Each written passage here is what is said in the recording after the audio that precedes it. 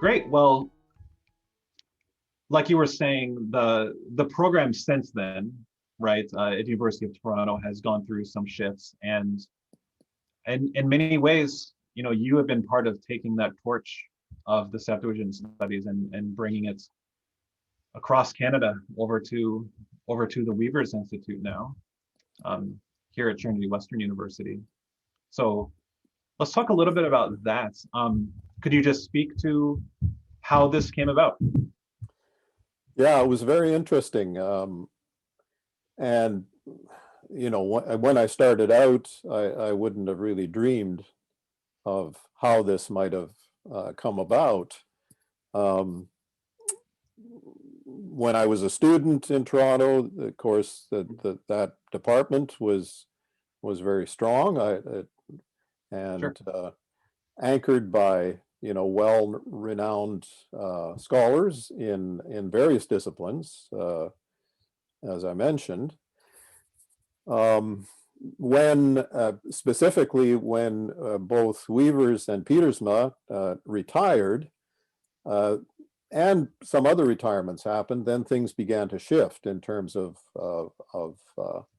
what the focus areas were. And in fact, the Septuagint Studies program was discontinued, which Yeah. was, I think, quite a negative thing in terms of the discipline. In that context, by that time I had finished my studies. I had gone on to teach in Toronto at a Bible college and seminary setting, taught there for 11 years, and then moved on after that to come back to Trinity Western. Now it was a university with a graduate program in the area of biblical studies as well as other areas. The Dead Sea Scrolls Institute was here.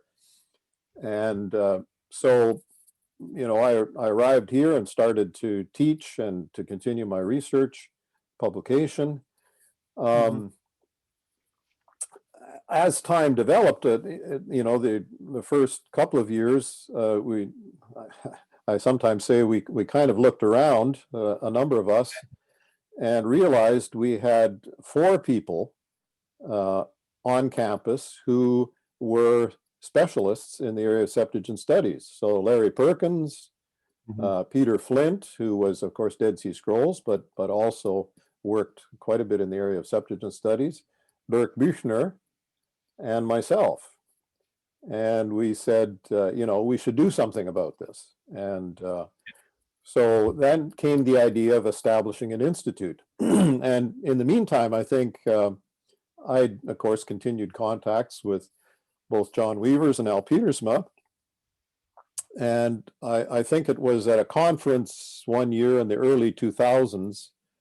We were at a conference, John Wevers was there, and he, in conversation, said to me, I'm looking to donate my personal library to, some developing institution and program. He wasn't thinking about doing it in Toronto or anywhere else, but he mentioned it to me, and I immediately said, we'll take it at Trinity. Then later, I talked to our librarians about it, and thankfully they were positive about it. Okay. And so at one point, I think it was probably around 2008, Professor Wevers indicated he was selling his the home he had lived in for quite a number of decades, and was wanting to pack up his library. So I flew out to Toronto, and with 1 or 2 of his sons, we packed it up, and we estimated, several thousand volumes, many of which, were one of a kind or not readily accessible, and they were shipped across the country. So that was an important milestone. In the meantime, I think it was by about 2005, we had established what we called at that time the Septuagint Institute. and began obviously collaborating on research, publication work involved with the New English translation of the Septuagint. NETS at that point was still a couple of years away from being published. There was already plans to establish a commentary series, the SBL commentary on the Septuagint, which eventually emerged. So, you know, things were developing. And as time went on, Professor Wevers moved into a residence. I continued to have periodic contact with him, and at one point, conversations began to develop in the area of the possibility of him making a donation to the Institute. We had a number of conversations. He passed away, I think it was in 2010. In 2011, his family, a number of his sons, decided that they wanted to make a contribution to the Institute in his name, in memory of his work and who he was. And so that happened in 2011, a $400,000 contribution, donation came to us. And at that point, we renamed the Institute in his honor, the John William Wevers Institute for Septuagint Studies. So that's kind of the short version of how things came about and what was involved. There's a lot going on with the Institute. Do you just want to list, you mentioned the NETS translation, the New English translation of the Septuagint, the SBL commentary on the Septuagint. What are some of the other projects that are going on right now with the Institute? Yeah, I should say, of course, NETS was supervised by Al Pietersma and Ben Wright, were the joint editors of that. And so that was, you know, pretty significant undertaking. The first English translation at the time in, I guess, over 160 years. So it was certainly a desideratum. And then the SBL commentary on the Septuagint project developed. Originally, Al Pietersma and Ben were also kind of spearheading that. But over time, they decided to step away from it. And then Cameron Boyd Taylor and I were ultimately appointed to serve as joint editors. And then, of course, there's a whole team of at least 25 or 30 others around the world who are involved in this. So that's a major undertaking. I think other projects that we've been involved in, some or all of us have been involved in, have included the Göttingen Septuaginta project. So I've been involved in the work on Fourth Maccabees, which is nearing completion.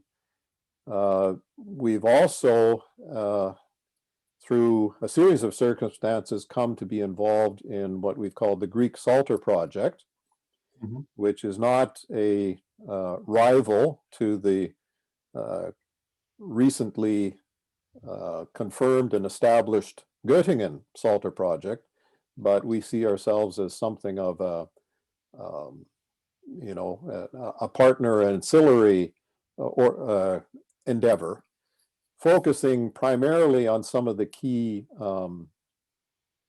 papyri that are related to the textual history. So, for example, Bodmer 24, which was a number of years ago purchased by the Museum of the Bible in Washington, D.C., has authorized a fresh collation of it with a view to, publishing a new edition, I guess you could say, of it, and other papyri. And when we've been in conversation with the Göttingen people, the idea has been that, we'd like to, whatever comes out of it, a project that involves working with students, having the opportunity to do collation work, to do projects related to their degree programs, whether they're master's programs or doctoral programs. Yeah. Whatever comes out of it could serve to,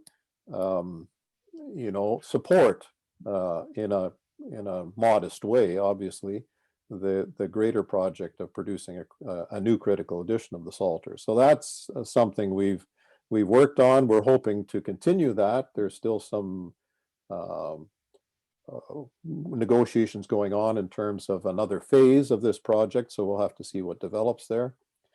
The new Hexapla project, a number of us have been working on that. Primarily Larry and Dirk have been involved in that project, which has been spearheaded by Peter Gentry and Alison Salveson, and others are part of that. So those are some of the things that have been involved, that we've been involved in with the Wevers Institute. But I would say it has one of the key focus areas continues to be the commentary series.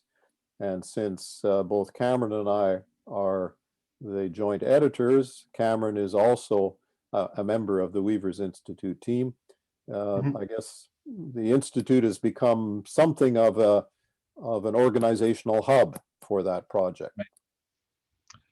Yeah, and that's really some of the ways that people have envisioned the work that goes on here. And, for myself, I've of course benefited from working on various parts of these projects. Some of them are ongoing, as you've said. What do you see in the future? Yeah, go ahead. I would say that, of course, there's more than Cameron and myself involved. You're involved. You and I are collaborating on the Genesis commentary, and that's well on its way in terms of a first draft of it. Others on the team include Jonathan Numata and Don Chang, who are taking up the assignment for First Maccabees. Andrew Krause, who is also on campus here in an administrative role, is working on Second Maccabees. Cameron has, amongst his assignments, is working on Third Maccabees in the commentary series. Jean Moret, who's the IOSCS Facebook editor, is working on Deuteronomy. Of course, Dirk is working on Leviticus. Larry's working on Exodus. And so there's a good group of us who are participating. Joel Karitko is actually working in conjunction with Larry Perkins on Exodus. So that's a collaborative effort as well. Oh, yeah. So at last count, I think we have something like 10 who are associated with the Wevers Institute in one capacity or another and are involved in various projects, a good number of which have to do with the SPL commentary.